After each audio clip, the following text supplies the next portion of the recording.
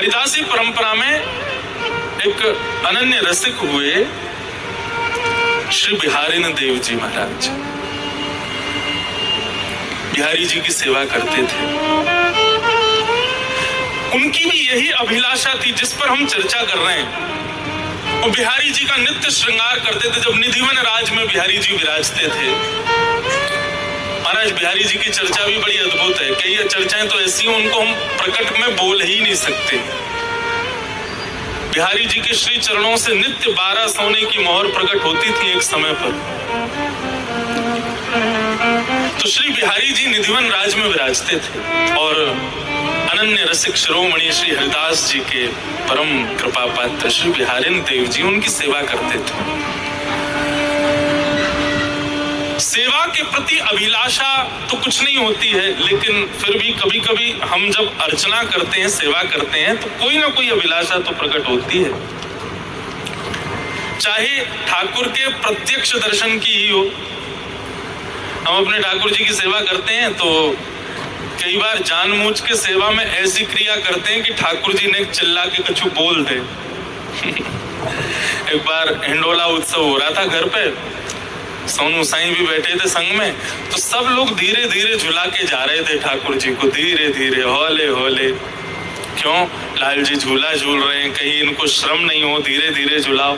जब सब झुला करके चले गए, जब मेरे हाथ में रस्सी आई तो मेरे लाल जी, और झुलाते झुलाते जाने क्या हुआ, मैंने जोर जोर से झुलाना शुरू किया। और जैसे ही जोर जोर से झुलाया तो सोनू साईं बगल में बैठे बोले, महाराज जी ने धीरे झुलाओ, ठाकुर जी डर जाएंगे। मैंने कि ये डर जाएं इसीलिए तो जोर से झुला रहे हैं। ये डरेंगे तो कम से कम झूला पकड़ के चिल्ला के बोलेंगे तो सही, अरे नहीं धीरे झूला, मुझको डर लग रहा है। हम ये भूल जाए इसीलिए तो जोर से झुला रहे हैं। लेकिन आप लोग ऐसा मत करिए। अब वृंदावन में तो कितनी परंपरा सेवा की है, कहां तक जाओगे आप। तो श्री बिहारी देव जी बिहारी जी की सेवा करते थे और सेवा के प्रति उनका एक ही भाव था कि मुझे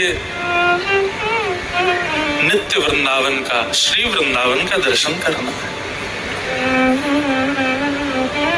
हमने सुना है कि नित्य वृंदावन में चिड़िया भी कुहुकती नहीं है, राधा राधा बोलती।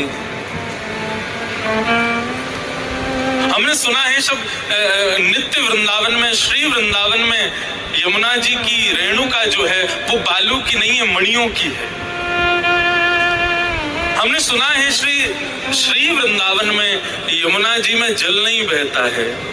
यमुना जी में मानो जैसे अत्यंत सुगंधित केसर युक्त जो तट तट पर, घाट घाट पर अद्भुत अद्भुत सुगंधियों को आनंदित करते हुए बहता है। मानो जैसे हम ठाकुर को इत्र लगाते हैं, ऐसे ही यमुना जी वृंदावन को इत्र लगाती हुई चलती।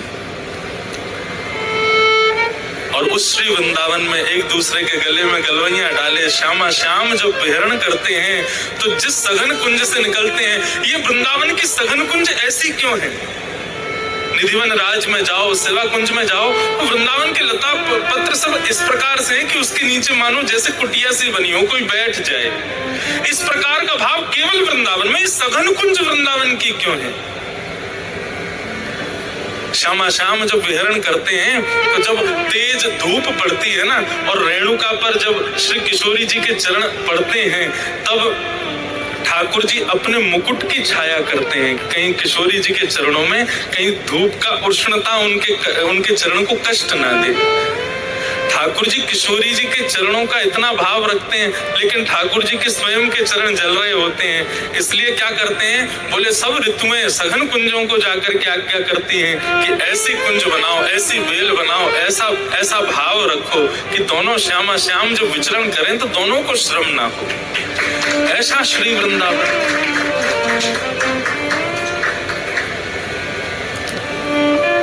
उस श्री वृंदावन का दर्शन हमको कब होगा? बिहारी जी की सेवा करते और यही कामना करते हैं, बिहारी जी कभी कृपा करियो और वह श्री वृंदावन को दर्शन हमको करें। सोई सुहागन प्रिय जाही रीझ है। ठाकुर जी जिससे रीझ जाएं उसको कब कहा दे दे ये कछु पतो नहीं है।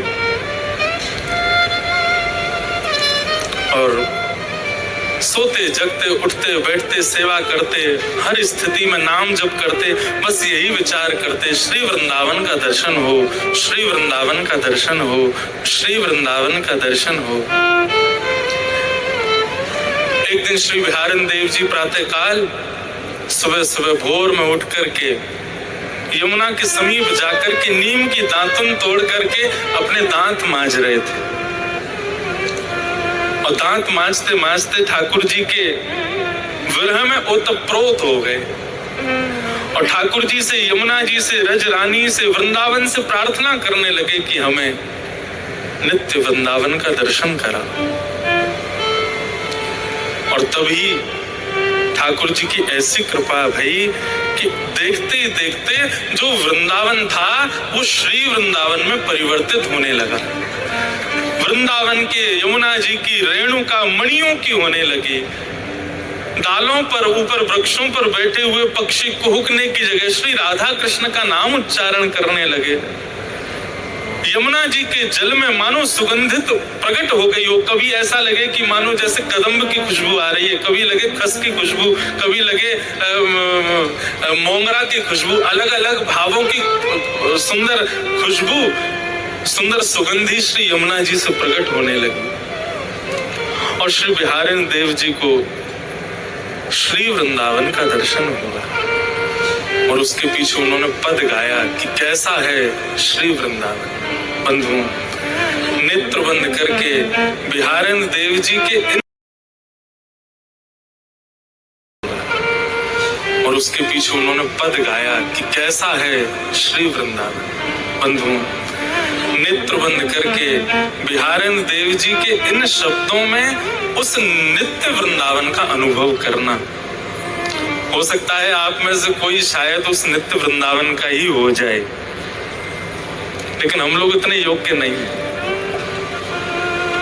कल रात्रि यहां से जाने के बाद थोड़ा सा बुखार जैसा हो गया, परंतु रात्रि भर यही चिंतन चला कि कल कुछ कहना है, कल कुछ सुनाना है। तो रसिकों की वाणी सुन रहे थे, रसिकों के भाव जान रहे थे, रसिकाचार्यों को सुनने का प्रयास कर रहे थे। तो वृंदावन का वो अनुभव हो रहा था।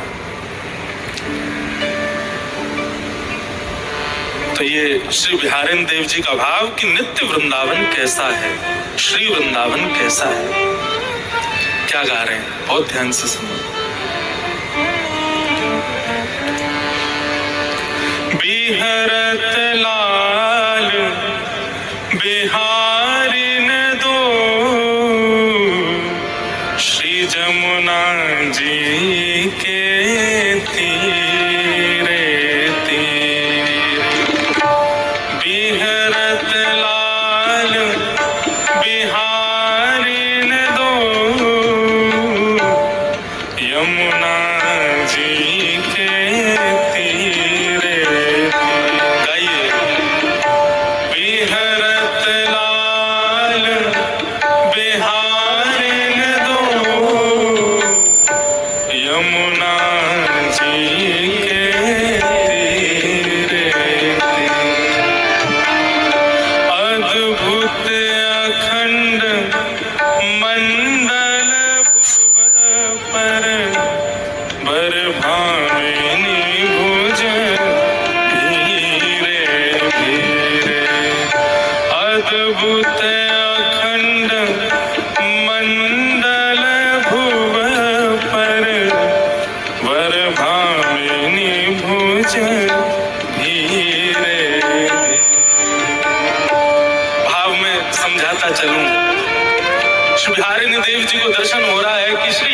के तीर पर बिहरत लाल बिहारिन दो, दोनों बिहार कर रहे हैं। और कैसे बिहार कर रहे हैं?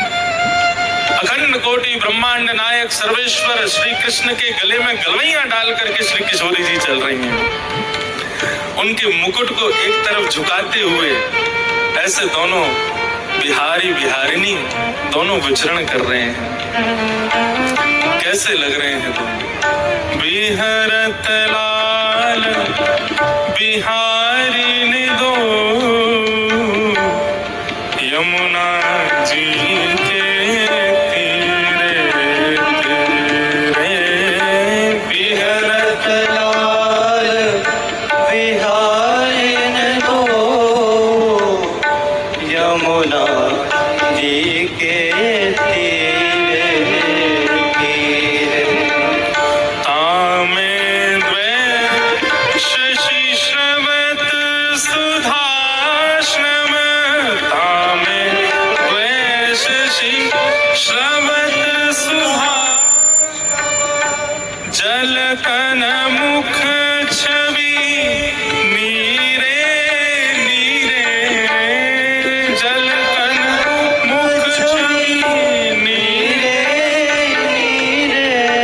श्री बिहारी बिहारिणी जी दोनों विचरण कर रहे हैं और श्री बिहारिणी देव जी कह रहे हैं कि विचरण करते करते कब श्यामाजू ठाकुर जी के रूप में आ जाती हैं और कब ठाकुर जी श्यामा जी के रूप में आ जाते हैं, पता ही नहीं चलती है। मतलब यहाँ पर वर्णन किया है, तामे द्वे शशि श्रवत सुधा, एक चंद्रमा होना चाहिए लेकिन दोनों को चंद्रमा कह रहे हैं। मतलब चंद्रमा की उपमा किनको दी जाती है? किशोरी जी को दी जाती है। ठाकुर जी तो श्याम वर्ण के हैं, हमारी किशोरी जी गौर वर्णा है, तो ऐसा लगता है कि अंधेरी रात्र में चंद्रमा प्रकट हुए तो अंधेरी रात्रि ठाकुर जी और चंद्रमा श्री किशोरी जी। लेकिन श्री बिहारन देव जी कह रहे हैं तामे द्वे शशि। मैंने कल भी कहा था बंधुओं, ये साधारण विषय नहीं है वृंदावन का, ये भाव समझने की बात है। द्वे शशि मतलब श्री किशोरी जी गौर वर्णा है, तो कभी कभी तो लगता है एक चंद्रमा और दूसरे ठाकुर जी एक अंधियारी आकाश बन के चल रहे हैं। लेकिन जैसे ये भाव प्रकट होता है कि श्यामा जो गोरी हैं, ठाकुर जी सांवरे हैं, इतने में ही बदलाव हो जाता है। श्यामा जो श्याम वर्णा हो जाती हैं और ठाकुर जी गौर वर्णा हो जाते हैं, दोनों शशि रूप आ जाते हैं। द्वे शशि श्रवत सुधाश्रम जलकन मुख छवि नीरे नीरे। चलते चलते जब श्रमित हो जाते हैं तो मुख पर प्रश्वेत के बिंदु आ जाते हैं, उस रूप माधुरी का दर्शन कर रहे हैं। तामे द्वे शशि श्रवत सुधाश्रम जलकन मुख छवि नीरे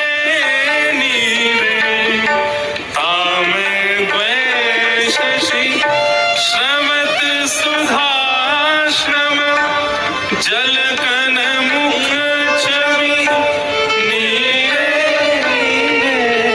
उपजत किरण कपोल विमल हसी। उपजत किरण कपोल विमल हसी। उपजत किरण कपोल विमल हसी। उपजत किरण कपोल विमल हसी। लसी दसनावली हीरे हीरे। लसी दसनावली नीरे हीरे। जब दोनों विहार करते हुए प्रसन्न मुद्रा में जब प्रसन्न होते हैं तो दोनों के गाल ऐसे गोल गोल हो जाते हैं, उनमें से मानो अद्भुत एक किरण प्रकट होती है जो सूर्य चंद्रमा को भी लज्जित कर देती है। जब दोनों की दंतावलियों का दर्शन होता है तो मानो ऐसा लगता है कि हीरा भी जो कोयले से प्रकट हुआ पुनः कोयले में प्रवेश कर जाता हो। ऐसी अद्भुत दंतावलियों का दर्शन होता है।